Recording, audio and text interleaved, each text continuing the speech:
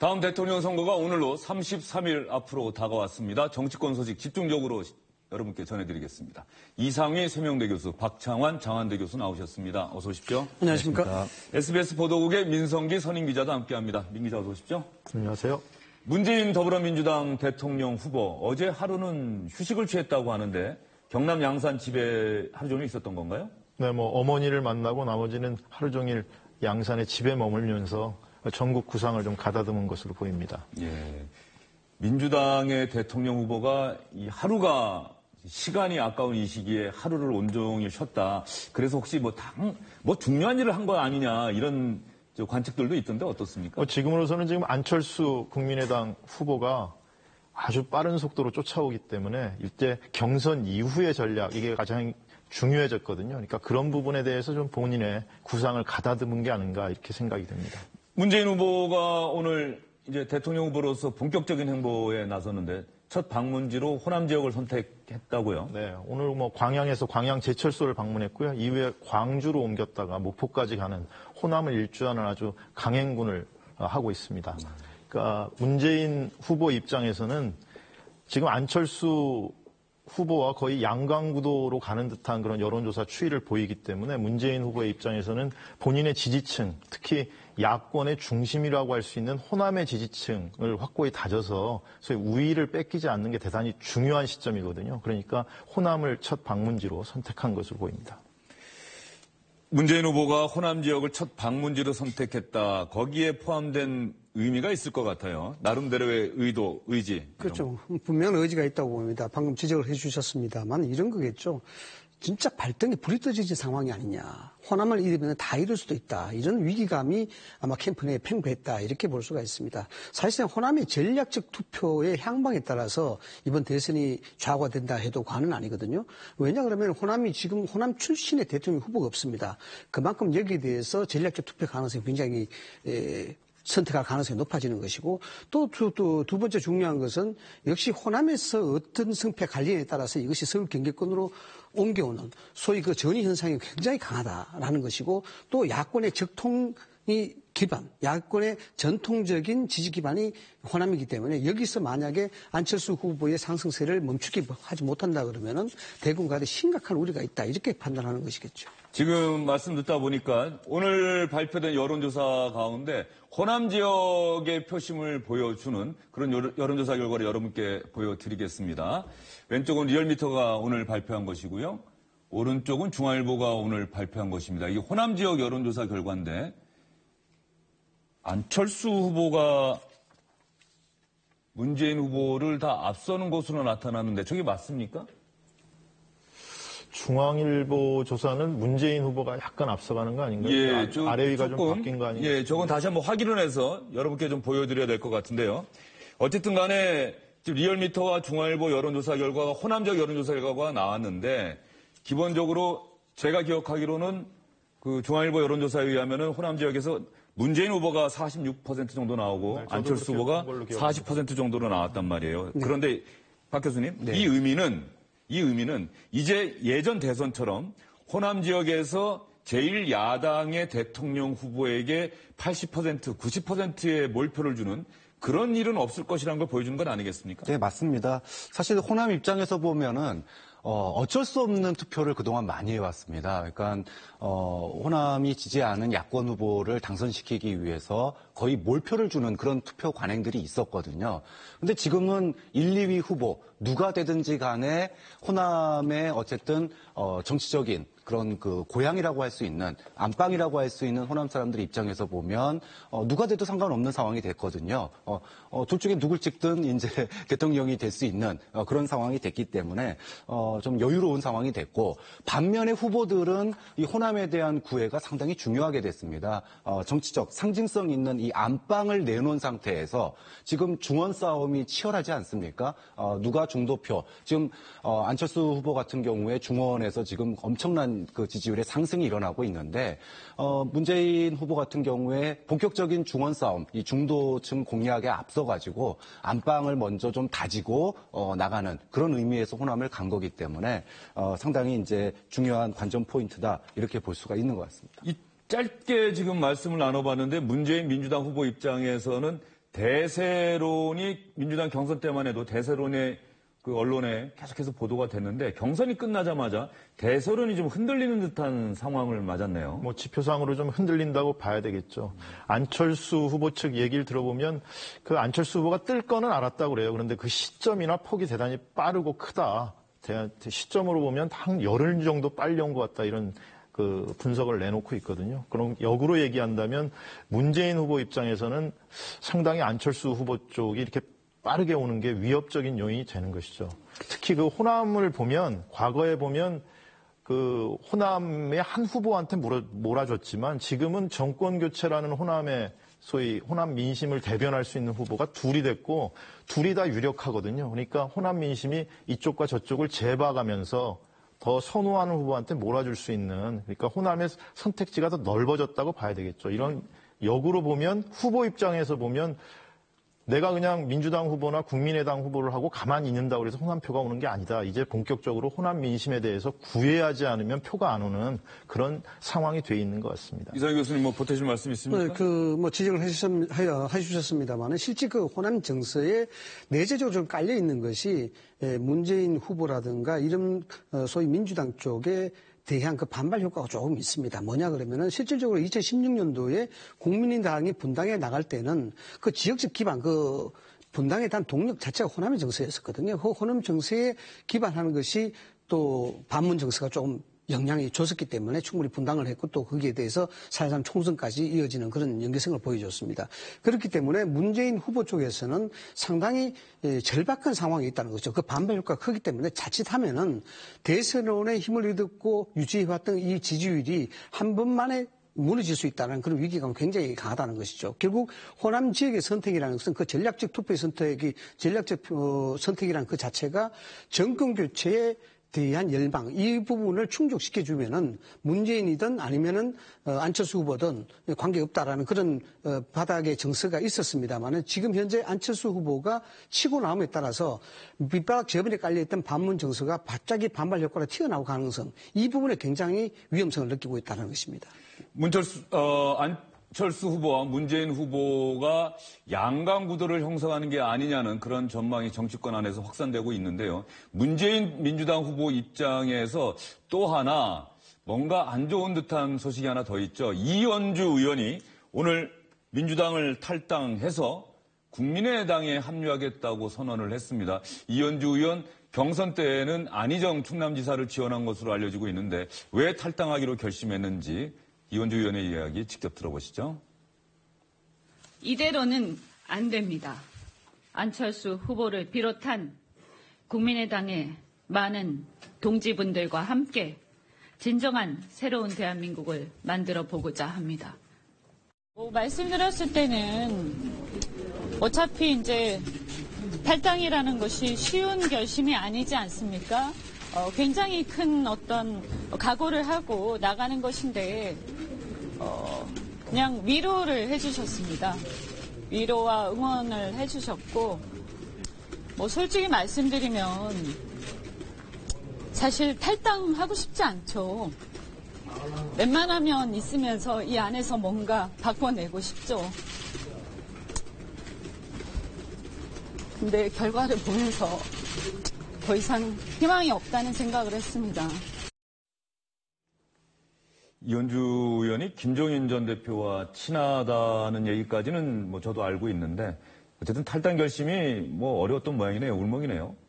뭐 지역구 의원의 입장에서는 대단히 어렵죠. 오늘 이현주 의원이 이런 얘기를 했습니다. 나 말고도 고민하는 사람은 많은데 실행에 옮기기는 쉽지 않다 이런 얘기를 했는데 이현주 의원 입장에서는 본인도 실행에 옮기기가 굉장히 쉽지 않았던 것 같고요. 문자 폭탄을 굉장히 많이 받았다고 그러는데 그것도 상당히 감정적으로 영향을 미쳤다 이런 인터뷰를 하기도 했습니다. 그중에 뭐 일부 언론 보도에 의하면 꺼져라. 이현주 꺼져라. 뭐 이런 문자 보면서 내가 이 당에 계속 있을 수 있나 뭐 그런 생각을 많이 했다고 하던데. 뭐 더 심한 표현도 있었다고 하는데 구체적으로 밝히진 않았습니다. 예. 이현주 의원의 탈당, 김종인 전 대표와 친한데 김종인 전 대표하고 함께 있는 게 아니라 국민의당으로 갔어요. 박 교수님. 국민의당을 선택했다는 저 이현주 의원의 선택은 또 어떻게 봐야 할까요? 근데 정치권에서 지금 나오는 이야기가 김종인 후보가 이제 후보 출마를 선언을 했으니까요. 김종인 후보가 완주하지 않을 거다. 아마 막판에 안철수 후보 지지 선언을 하면서 하차하지 않겠느냐 이런 얘기가 있고 이원주 의원이 중간에서 그 역할을 할 거다. 사실 이런 이야기들도 많이 있습니다.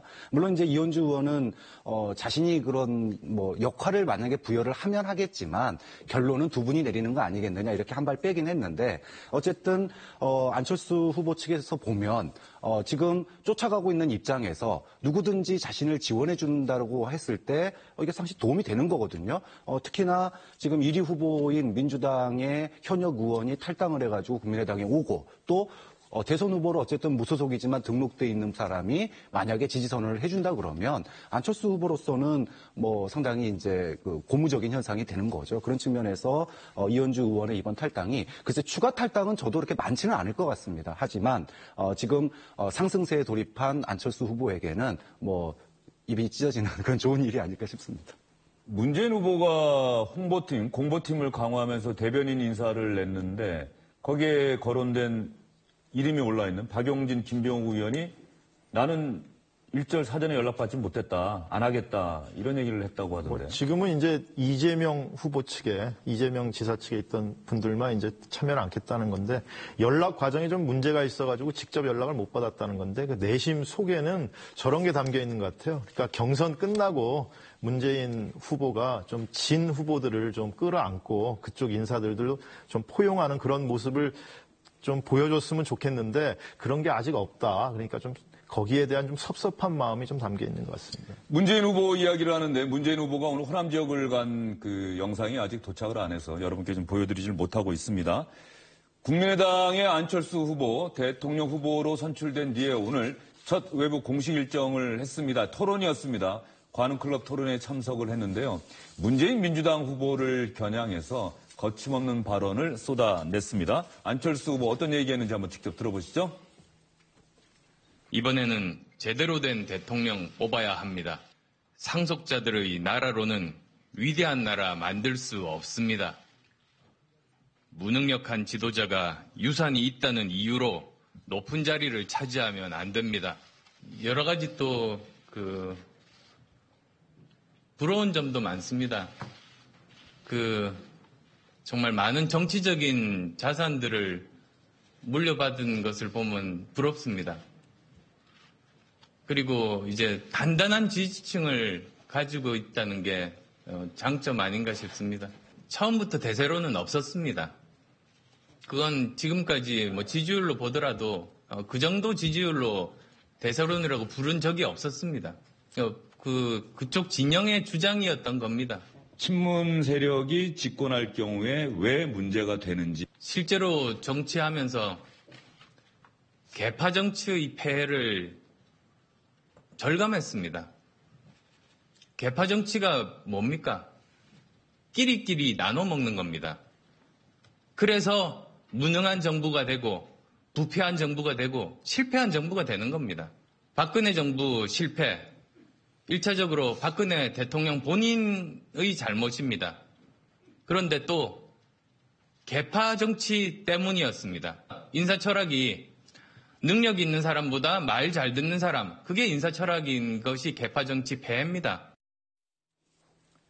안철수 후보 이야기 가만히 들어보면은 문재인 후보를 비판한 게 있죠.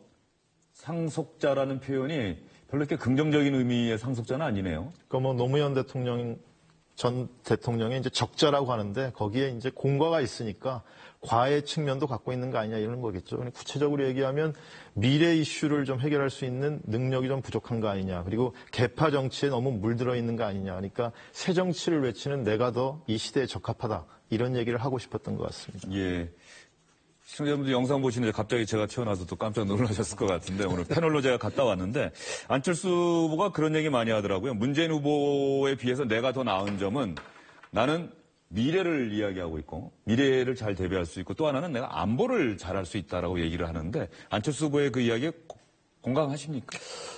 일단 지금 상속자 프레임을 들고 나왔습니다. 이 부분은 상당히 좀 전략적으로 좋은 선택이 아닐까라는 생각을 저는 좀 해보는데, 왜냐 그러면은 실질적으로 대권 후보가 되면서 만들어진 프레임 자체가 소위 말하자 그러면 적폐 세력 대 패권 세력 이런 구도로 가고 있습니다. 그래서 상속자라고 저렇게 이야기하는 것은 내가 경험이 많고 여러 가지 다양한 전문적인 지식을 갖고 있다. 이런 것도 애들로 표현하는 동시에 상속자라는 청년층들을 공략하는 그런 것도 되겠습니다만은 일종의 양극단의 정치가 결국 박근혜와 노무현이다. 뭐 이런 형태. 그래서 그 양극단의 정치 자체가 바로 패권 정치니까 이 부분은 일소가 돼야 되는 것이고 이 패권 정치를 말미암아 대한민국 위기를 가져왔다. 이런 소위 그 패권 정치 프레임을 더욱더 고착화시키기 위한 전략적인 발언이다. 이렇게 볼 수 있는 거죠. 예.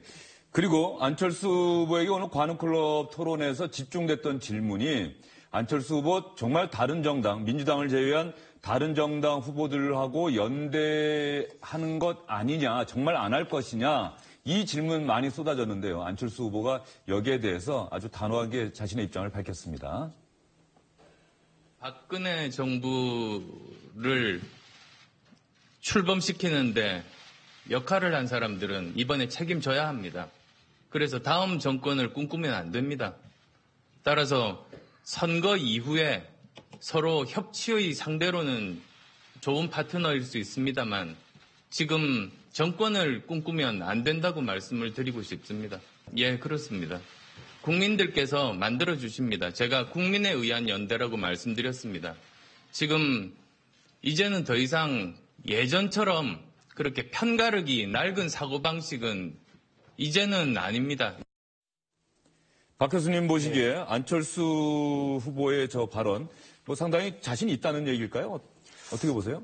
저는 좌측 깜빡이를 켜고 우회전하고 있다라고 생각을 합니다. 좌측 깜빡이를 켜고 우회전을 하고 있다. 네, 어떤 그러니까 뜻입니까? 소위 지금까지 이 정권을 이렇게 만든 그런 세력과는 뭐 연대하지 않겠다라고 이야기를 했어요. 자강론을 기재까지도 얘기를 했습니다. 하지만 지금 안철수 후보의 지지율이 급상승한 데에는 보수와 중도의 그런 세력들에서 대거 지금 이동이 되고 있는 거 아니겠습니까? 그런 측면에서 본인이 화두를 갖다가 미래와 안보라고 두는 것도 지금의 어떤 그 촛불 정국과 탄핵 정국에서 나왔던 적폐청산이라고 하는 부분들에 대한 강조보다는 이거를 좀 애둘러서 향후의 확장성, 즉 중도와 보수층에서의 지지층을 더 얻기 위한 전략이거든요. 그런데 지금 소위 자강론을 갖다가 얘기를 하고 연대하지 않겠다라고 얘기하는 거는 지금의 이제 그 어떤 득표 전략과 좀 다르기 때문에 말로는 자강론을 얘기하고 있지만 결과적으로는 친문 대 반문의 구도를 강화시키기 위한 그런 구도의 배치들이 다 이루어지고 있다라는 거죠. 예. 여기서 아까 여러분께 보여드렸던 호남 지역에서의 문재인 안철수 후보의 지지도 어떻게 나왔는지 오늘 발표된 여론조사 결과입니다. 리얼미터에서는 안철수 후보가 상당히 큰 격차로 문재인 후보를 앞서는 것으로 나타났는데 어제 저녁에 발표된 거군요. 중앙일보 오늘 아침에 보도된 바에 따르면 문재인 후보가 안철수 후보를 5.4%포인트 정도 앞선다. 엇갈리고 있는 것으로 나왔는데 저것은 호남 지역의 표심이 지금 두 사람을 놓고 아까 민 기자도 얘기했듯이 저울질하고 있다. 뭐 이렇게 봐야 될 것 같고요. 그럼에도 공통된 그 팩트를 하나 건져낸다면 뭐 앞서거나 뒤서거나 뭐 차이는 있게 엇갈리게 나오고 있지만 문재인 후보가 전에는 거의 호남에서 안철수 후보를 2배 가까이 앞섰습니다. 그러니까 격차는 상당히 줄어들고 있다. 이거는 팩트인 것 같습니다. 예.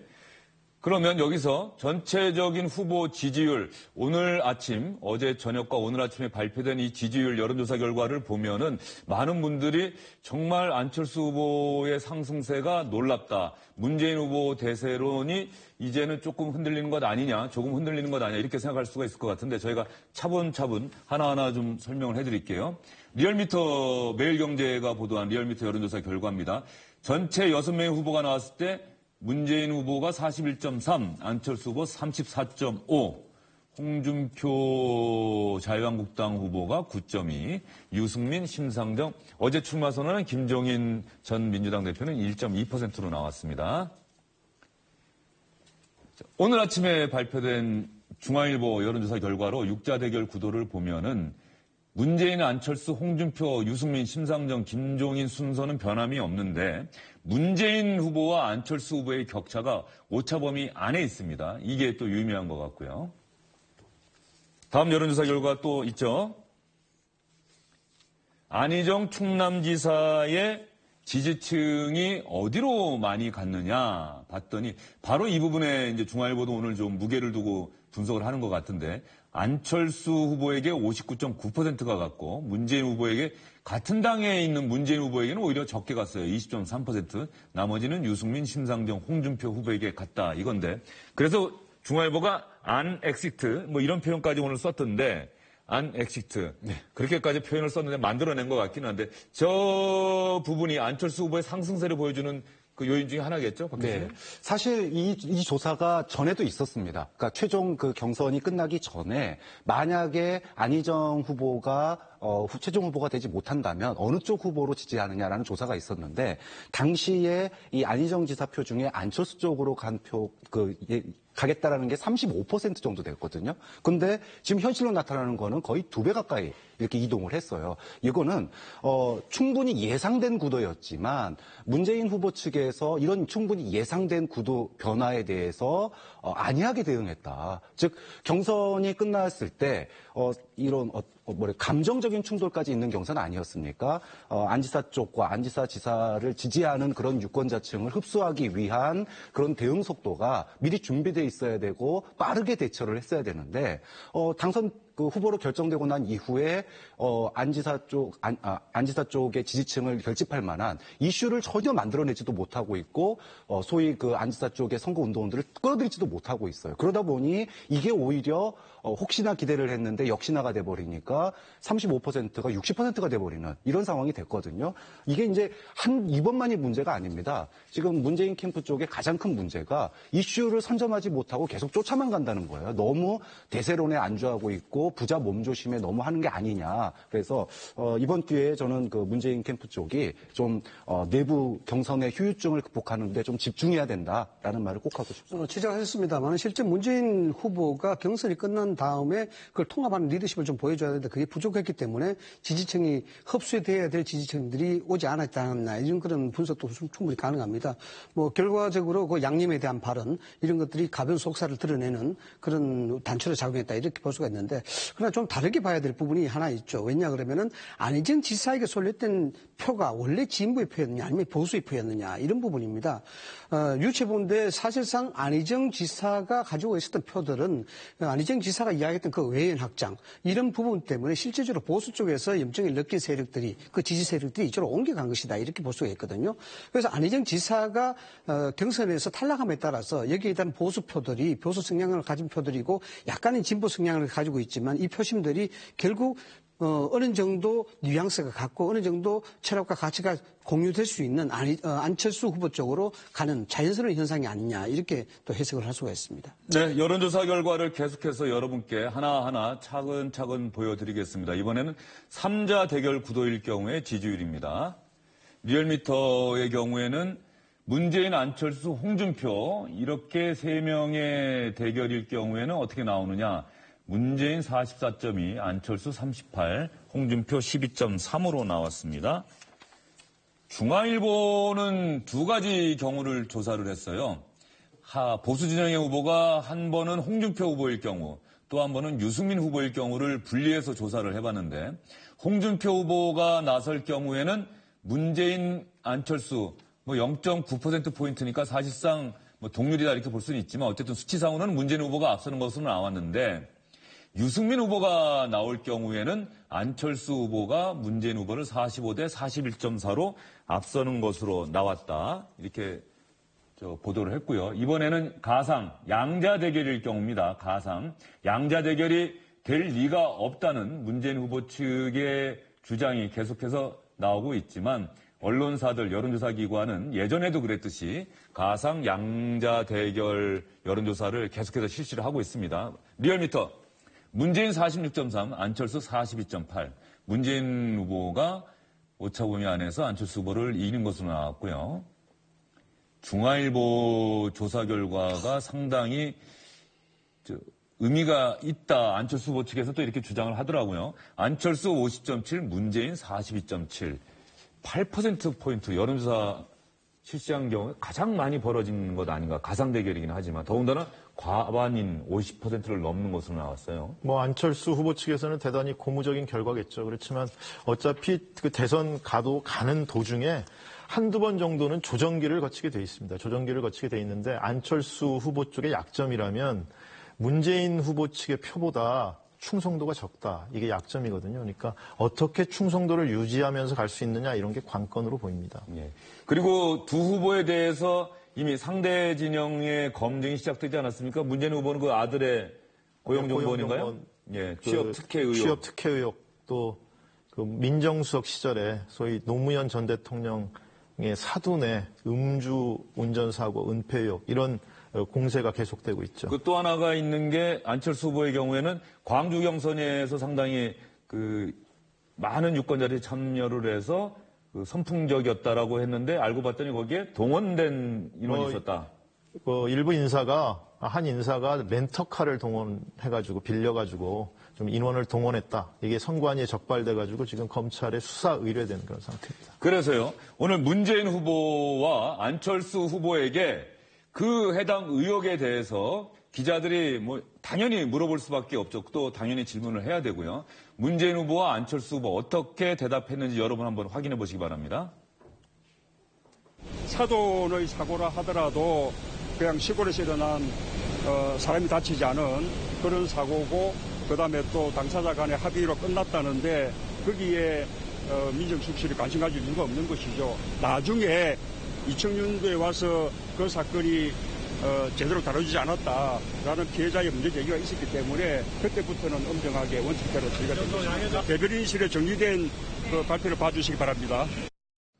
저는 그 법에 따라서 단호하게 대응하겠습니다. 그건 저도 마찬가지고 당에서도 마찬가지입니다. 이 내용에 대해서는 자세히 보고 받으셨습니까? 그 법에 따라서 단호하게 대응하겠습니다. 이 내용, 검찰, 선관위에서 발표한 이 혐의 내용 자체는 알고 계시는 겁니까, 그럼? 저는 자세하게는 모릅니다만 법에 따라서 단호하게 대응하겠습니다. 박 교수님, 네. 그 안철수 후보와 문재인 후보 뭐 별 문제 아니다 그러고 특히 안철수 후보는 똑같은 대답을 3번 해요. 질문에 답변을 안 하고 네. 똑같은 답변을 3번이나 반복을 했는데 뭐 어떤 그 속마음에서 저런 행동이 나온 걸까요?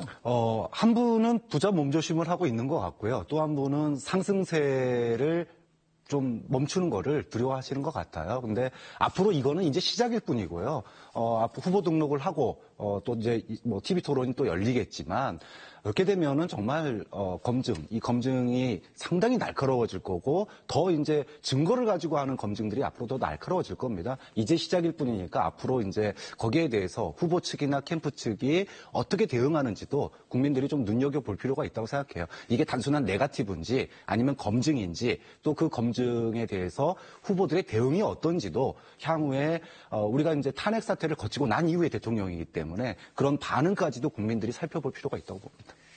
문재인 후보와 안철수 후보 소식을 집중적으로 여러분께 전해드리고 있는데 5년 전에 두 사람은 단일화를 논의했고 결국 단일화를 이뤄낸 경쟁적 협력자였죠. 그런데 5년이 지나서는 지금 진검승부를 벌여야 하는데 두 사람 지난 5년 전과 이번 지금 얼마나 많이 연설하는데 목소리가 달라졌는지 이 부분도 많은 분들이 관심을 갖는 것 같습니다.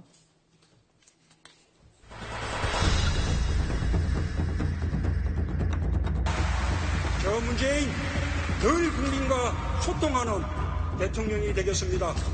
국민과 손잡고 동행하는 대통령이 되겠습니다. 이제 우리는 정권교체의 대장정을 시작했습니다. 정권교체, 정치교체, 시대교체 반드시 해내겠습니다. 사람이 먼저 이 세상을 꼭 만들겠습니다. 저는 오늘 대한민국 새로운 국민의 역사를 시작합니다. 정권교체의 희망이 더욱 단단해졌습니다. 5.19일 반드시 승리해서 보답하겠습니다. 요즘 제 목소리가 바뀌었다고 이제 말씀들을 많이 하시는데요.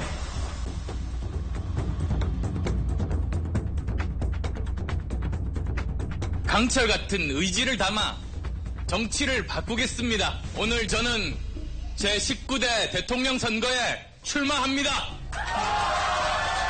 문재인을 이길 승부사 누굽니까?